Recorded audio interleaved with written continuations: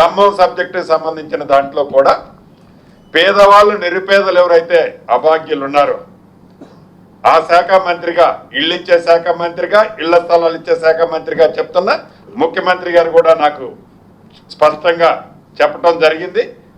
నష్టపోయే వాళ్ళు అర్హులైన వాళ్ళు గతంలో ఎవరైతే తీసుకొని నిరుపేదలు అక్కడ నివసిస్తున్నారో ఇళ్ల స్థలాలు కానీ ఇతరత్ర బెనిఫిట్ పొందిన వాళ్ళు ఉన్నారో వాళ్ళందరికీ తగు న్యాయం ఆ శాఖ మంత్రిగా గౌరవ ముఖ్యమంత్రి గారి సూచనలతో 100కు 100% చేస్తాం.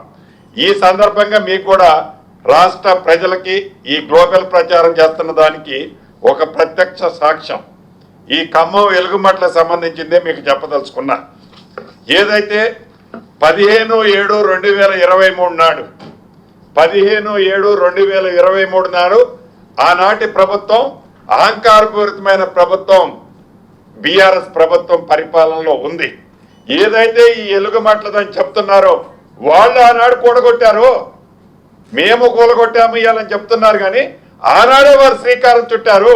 ఇదిగోండి మీడియా, ఇది నేను చెప్పేది కాదు, ఇవాళ నేను ఏదో దీన్ని మ్యానిపులేట్ చేసేది కాదు.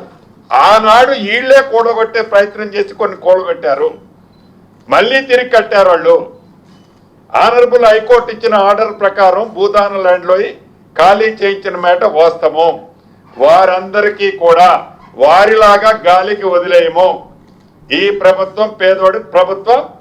ఎవరు ఎన్ని కారుకొత్తలు కూసినా ఎంత విషాన్ని బయటికి చిమ్మినా ఇది పేదోడి ప్రభుత్వం.